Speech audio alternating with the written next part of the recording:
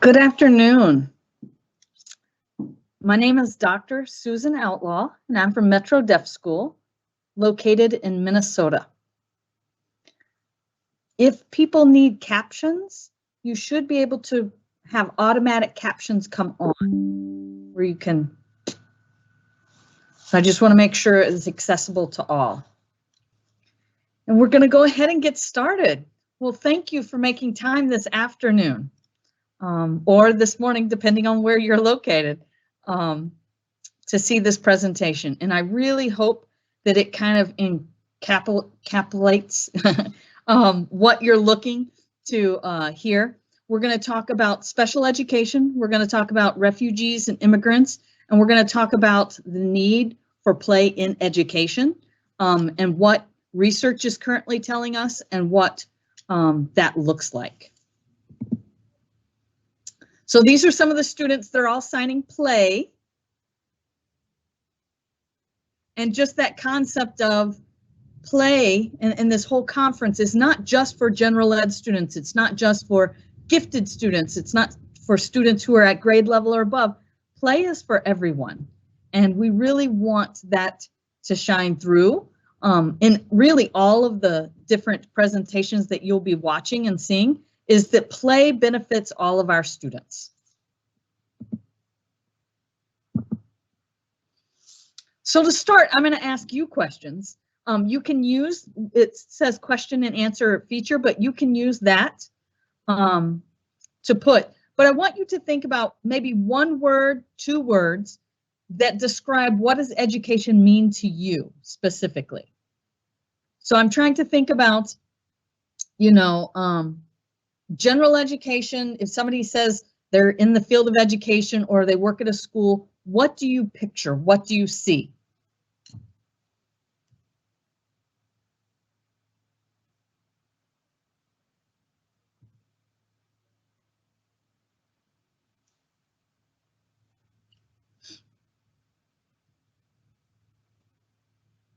Okay. And so obviously there's going to be a lot of different perspectives on what education is, and a lot of that's influenced from our own experience. It's cultural, it's depending on where you live, government, it's socioeconomic, depending on what your school looked like versus my school. Education can be different things to different people. Now I want that same question, but I want it to be, what do you picture or what do you envision or think about when I say the word special education?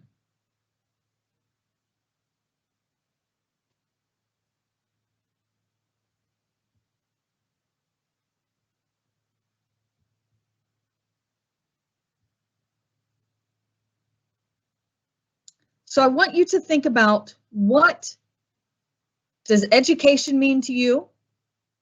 And then what does the term special education?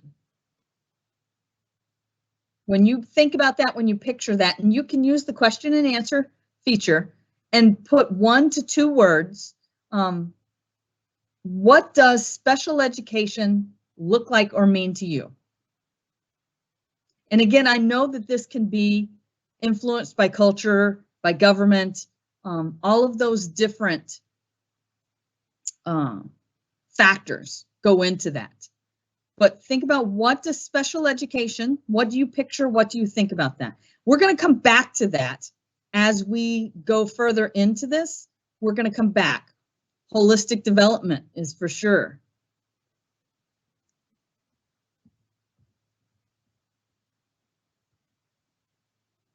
Education for students with special needs, exceptional learners, unique, personalized, different way of learning, certainly. Neurodiverse needs, we're going to talk some about that as well. Individualized. I like this one, empowerment.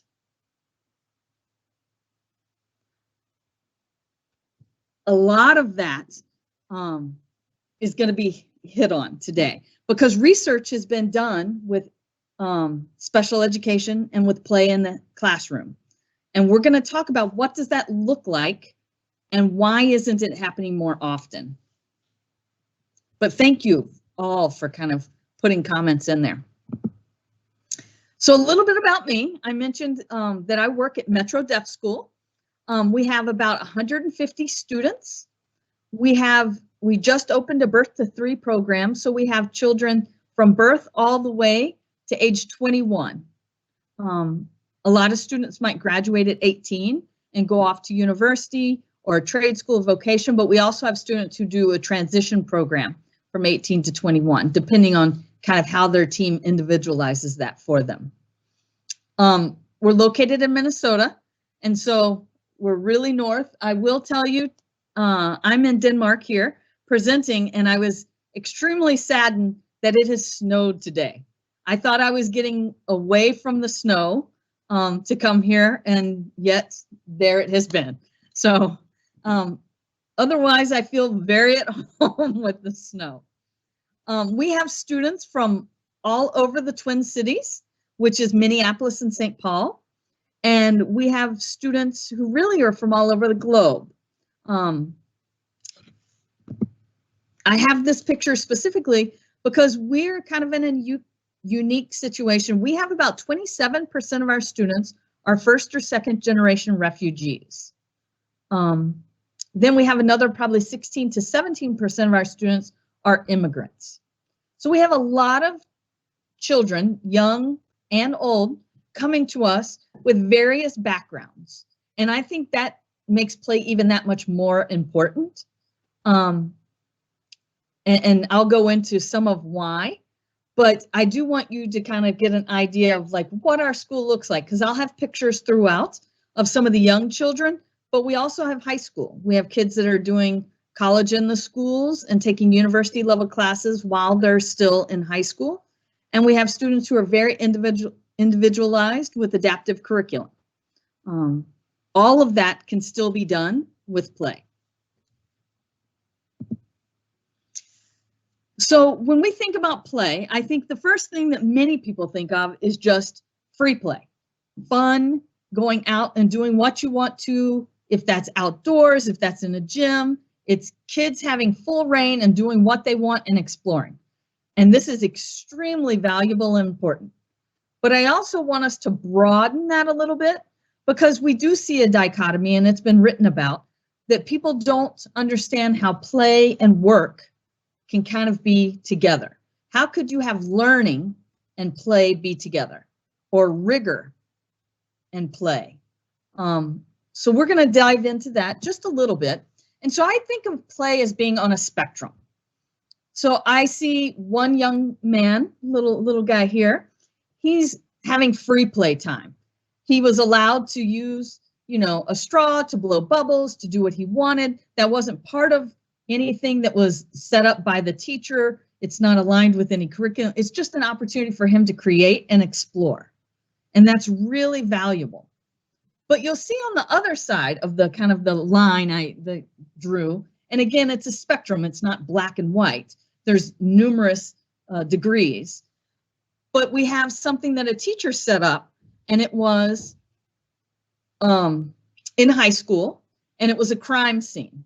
And students have to use the science that they've learned to solve this crime. Now, this is very student-centered. The students get to figure things out. They problem solve it together. It's cooperative. You can see they're talking to each other. The one student is pointing, saying, giving information to another student. So it's done in a cooperative nature. They apply what they've learned in science, but it's a fun activity. They enjoy it. Its student gets to make choices. So I want us to think about kind of teacher more as a facilitator, and teacher as someone who can ask the right questions and encourage growth and learning, but it doesn't have to be teacher-centered. It doesn't have to be teacher as, everything in my head's going to go in your head and that's what we do. We really want to see education much more broadly than that. And so play does fit with that. And when people push back, well, you can't do, play and learning all the time, then kids are going to play kickball all day. Well, that's not what we're talking about. We're talking about how do we make school-aged standards, outcomes, all of that can be rigorous, but it can be fun. And it also can be challenging. Play can be challenging. So what does research tell us about all of this? Research says that play is important. Play is really important when we start looking at early childhood education. And that's where most of the research has occurred, both in general ed and in special education. We know that it's kind of the work of children is to play. You know, they're figuring out their environment. Here's examples, you know, they're putting things on, like the rings they're putting on. They're doing marble runs. They're doing a djembe, drum. Those are all opportunities for kids to explore, to create, to have fun. And I think most educators would agree that this is vital. This is the foundation we need. And research would agree. Research would also show that for students with special needs, that this is important for language, for social, for behavioral, for all kinds of different things. So I'm going to talk specifically because my school is 100% deaf and deafblind. So I'm going to talk a little bit about language, because what we do know from research and play, what they've looked at is language is an important piece. Language being, it could be American Sign Language, it could be spoken language, it could be written language. It could be, you know, French Sign Language, it could be, you know, so I don't want it to limit, but bottom line is we have languages. And during play, we can see how their brains are working and what they're thinking through language.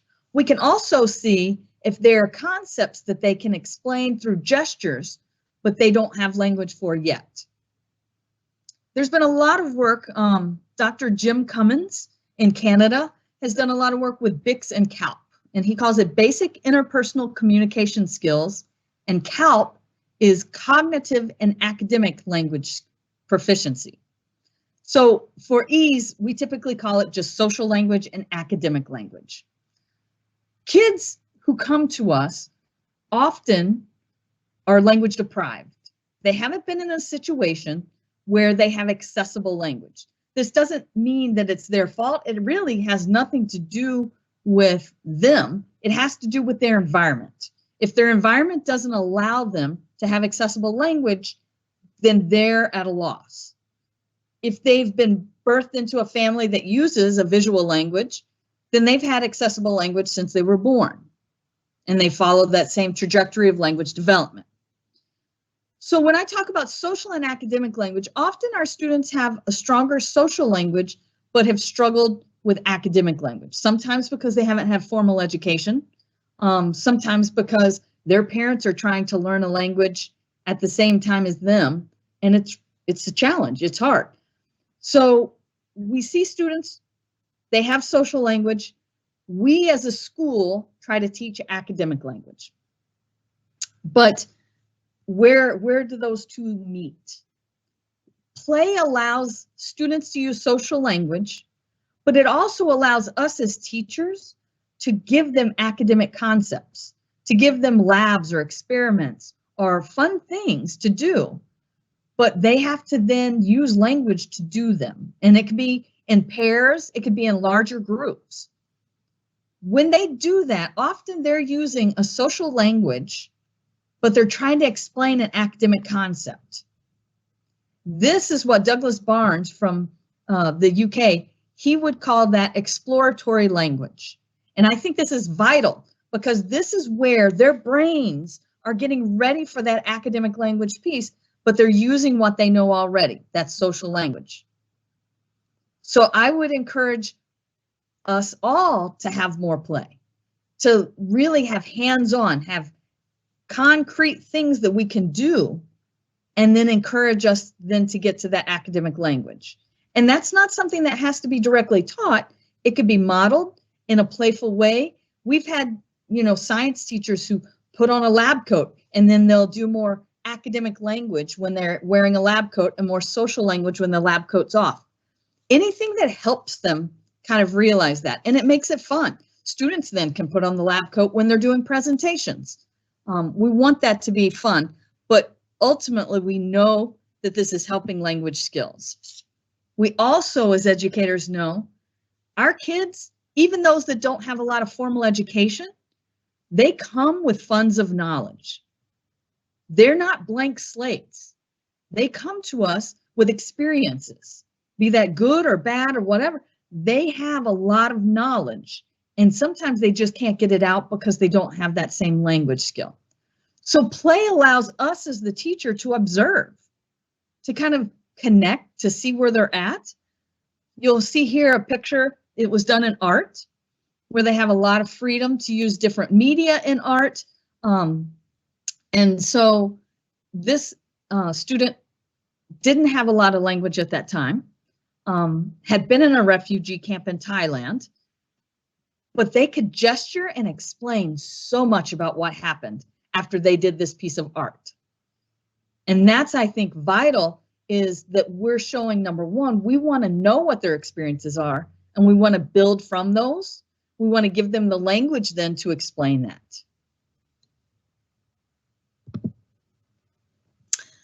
We also, research has shown that it's good for collaboration. Now, I would argue this is even more important now, kind of post-COVID, or at least post-pandemic at this point. We see a lot of students who struggle with problem solving, that struggle with challenges and working together. We really want to see students engage in that way. Like, and you'll see we have younger students who are doing a challenge. They have all kinds of challenges they do with engineering and STEM. But you also see like some team building we're doing with some older students. They're all having to stand on the tarp. They're all having to flip the tarp over, and they're not allowed to touch the ground at all. And they have to work as a team. They have to problem solve. And one of the big things we've seen is we don't want to rescue them in that moment. Like, even if all those cups fall again and again, we want them to work through that, to talk through with their peers about the cups and the stacking. And like, that's something that's good for them to figure out. And if we come in and rescue them, that's actually harming their education. And we're going to talk more about that in a second. But one piece of research I find concerning, and I want to discuss that, and that is what is play? And we have a lot of researchers out there and scholars who have looked at, this is what play should be. And this is what the norm for play should be at different ages. Well, I'm not sure that we should do research projects to compare and to show weaknesses in play with certain students. If play looks different for a student who's neurodivergent than a student who is in general ed or who is not, who's neurotypical, I'm not sure that that's a problem, because what that student who's, neurodivergent, they might be doing exactly what their brain needs them to do, and their play might look different, and that might be okay. I don't know that we need to look at that as a weakness or a deficit, and that their play needs to look like somebody else's play. I find that concerning, because I really look at our students and we want to work on what are their strengths and how does their brain work and what does play look like, and then how do we support that? How do I set the environment up to support that? But you will see, if you look up special education and you look up play, you will see a number of research studies, and this is both with deaf, this is with children with autism, this is children who have LD, blind, numerous types of disability categories. You will see research that's basically saying, well, they're not doing this, they're doing this instead. Well, maybe, lining up the dinosaurs or the cars is perfectly fine. And maybe that kind of play is what that child needs at that moment. So I would just argue that there is no right or wrong way to play. And I think for teachers sometimes in special education, we go into the field because We really care. We love the students. We want to see them succeed.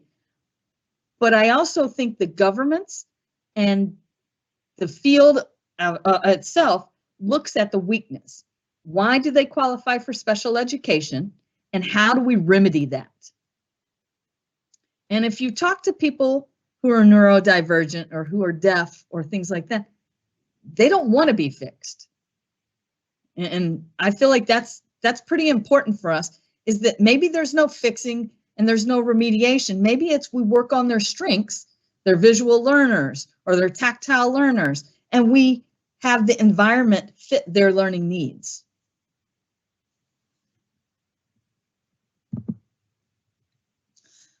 So I've kind of gone through the research and I've talked about, okay, this is what we know from research.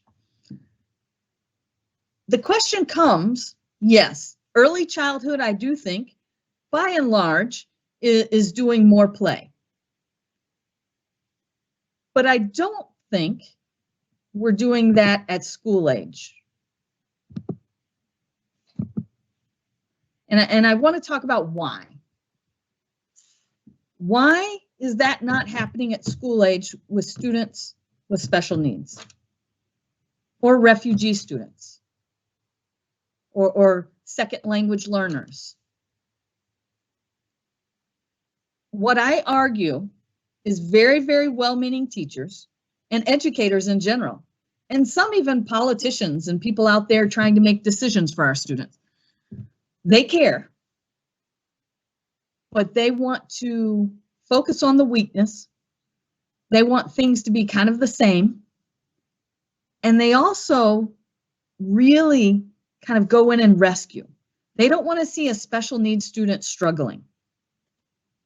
If a student can't understand something or figure something out, or if they're having a hard time doing an activity, often teachers go in and intervene.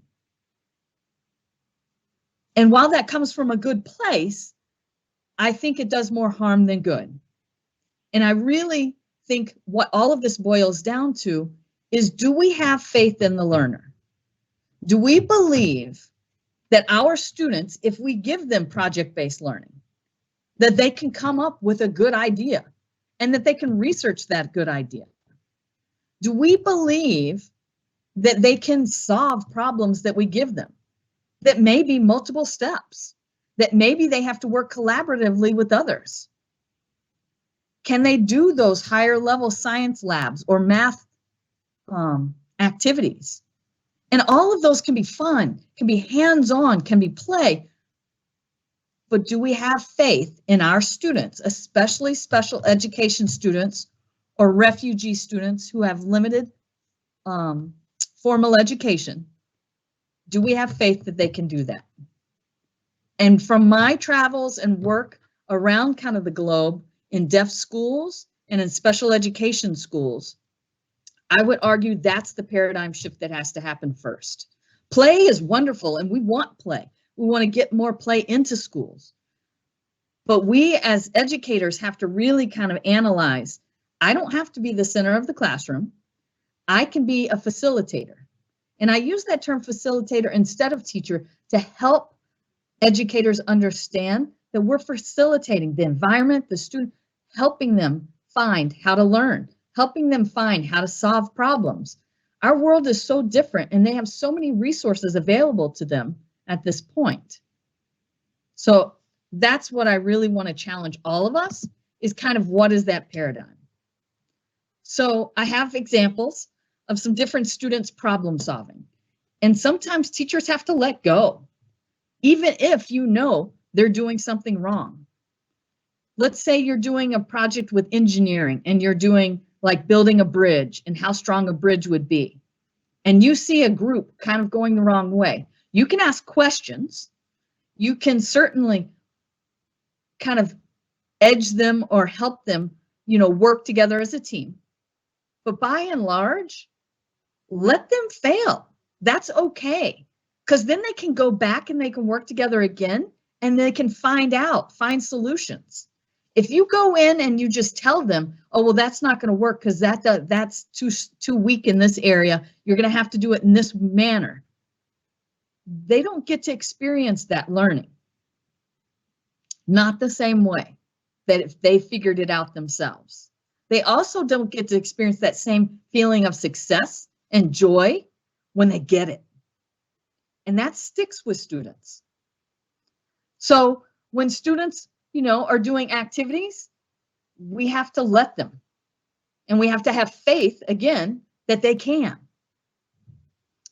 So here are two examples from our school. We do a lot of outdoor education, a lot of, going out and just exploring our environment, especially when they're younger. We really like to have that be a big piece. But we also do a lot of engineering, science, hands-on. So I'm going to ask that same question. And again, you don't have to answer, but I want you to think. What does special education mean to you? There were some excellent things, different ways of learning, inclusion and scaffolding, all of those things. I want you to think. Now, I'm going to show you a number of pictures and activities and even some videos from our school. We really start with hands-on playful learning and really try to be student-centered. And it's not something that's easy, because I think when they come out of university, when people come out of teacher training programs or teacher preparation programs, that's not often. Play is not something they are taught to do. So we really have a culture at the school, and we've developed that. But I would argue, again, even bigger, is that we have to kind of get them to the point that they trust students can do it. When they see students do it in other classes, that helps. And I want you to be able to see it, so when you go back to your schools, this is what that can look like. The students can do it. So this is a video. It's middle school students had read some literature, and they got to develop everything that you see here. And it's a short video, maybe 2.5 minutes. It's their interpretation of this story. They videoed it. They did costumes. They did everything that you'll see, even adding the captions and things online. Now, it is an American Sign Language, but you will see captions in the story. There is no sound. So just know that your video is working, because you'll see them signing, and then you'll see what's being stated.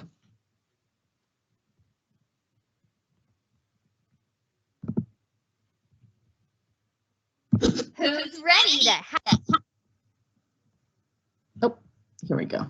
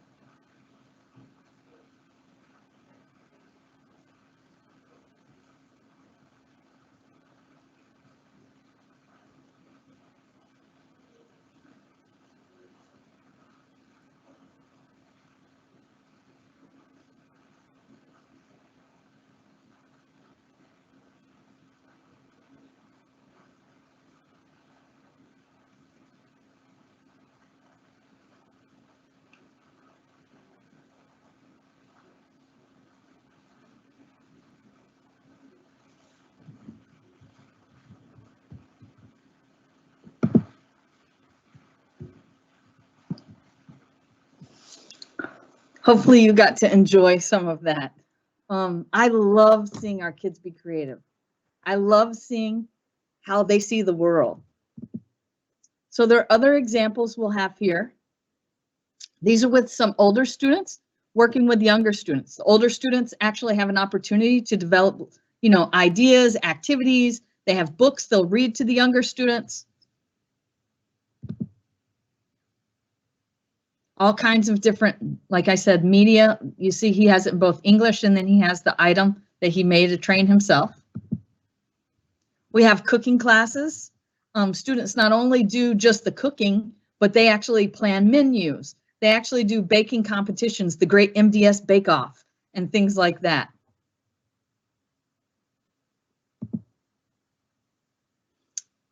Students have an opportunity to just pick a book and read. We have drop everything and read times that are just silent, sustained reading where they get to do, and they can read comic books. They can read anything they want.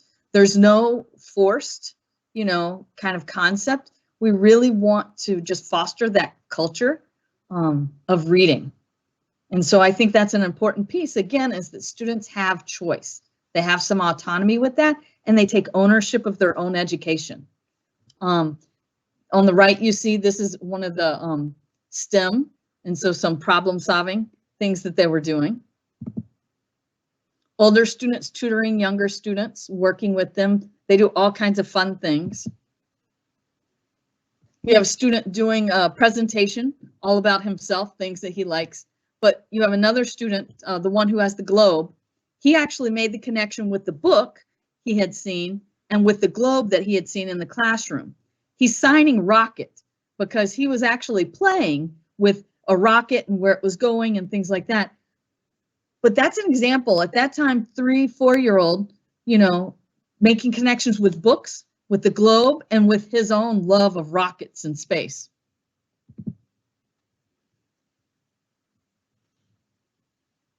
Math, you see lots of cooperative reading. Science, doing cooperative type work, doing the flashlight with the different phases of the moon.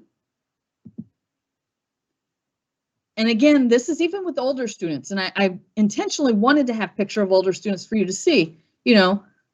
We have a rigorous high school curriculum that follows what the state and the government requires. We're a public school, but yet we can still have fun and play in that. So they do video editing work. That's the blue screen that you see behind them. They do all kinds of coding. They do robotics. It's a lot of cooperative learning where they learn from each other. It's not where a teacher, again, is the center of everything in the classroom.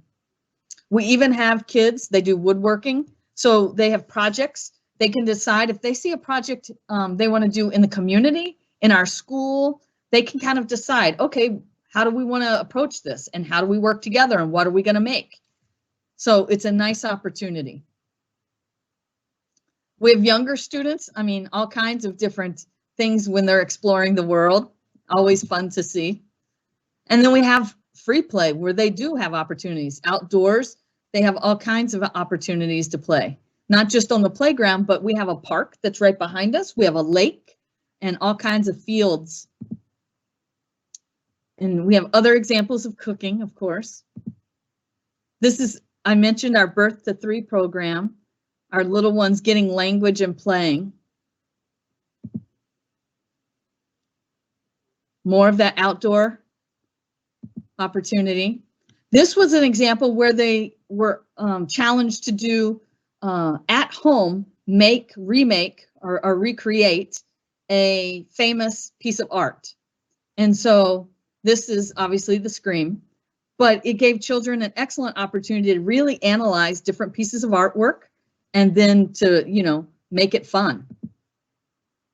A field trip, and this was at the Science Museum and looking at different emotions. And this is early childhood classroom. We live in Minnesota, as I mentioned. The teacher gathered tons of snow, put it on that black mat, and the kids had colored water that they were spraying on it and doing all kinds of fun. One of the other pictures is you'll see they're like banging on, it's a piece of ice. The teacher actually freezes certain objects inside ice, and the students have to work together and break the ice apart and get those objects out. Again, just some more cooperative learning. Some other just fun pictures. I had some staff for one of my birthdays. They filled my office with balloons, like filled it. And what we found is so many of our young kids or our students who were deafblind hadn't had a lot of experience. And so for probably 1 to 2 weeks, we had kids coming in and playing with balloons. And it was a huge, like, who would have ever thought, you know, that would have been, it was huge to the point many of our teachers actually did lessons, and we talked about air, and we talked about density and all kinds of fun topics.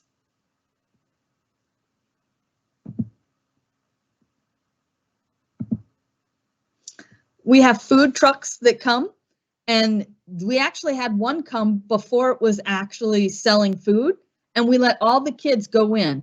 The gentleman to the right, the older gentleman, it was his truck, and he was showing them, like, how do you do the heater? How do you do this? Where's the water? And so the kids all went through, they got to practice, they got to play, but they also got to like rehearse buying and ordering food. Well, then we also had a number of food trucks actually came to the school, and students did get to purchase items.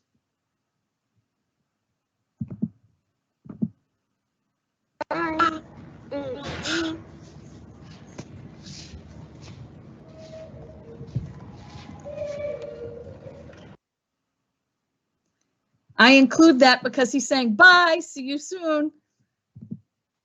I do that because as I wrap up, I want us to know as a community of play educators and people who are striving to see more playful learning happening around the globe, that I don't want this to be the end of our conversation.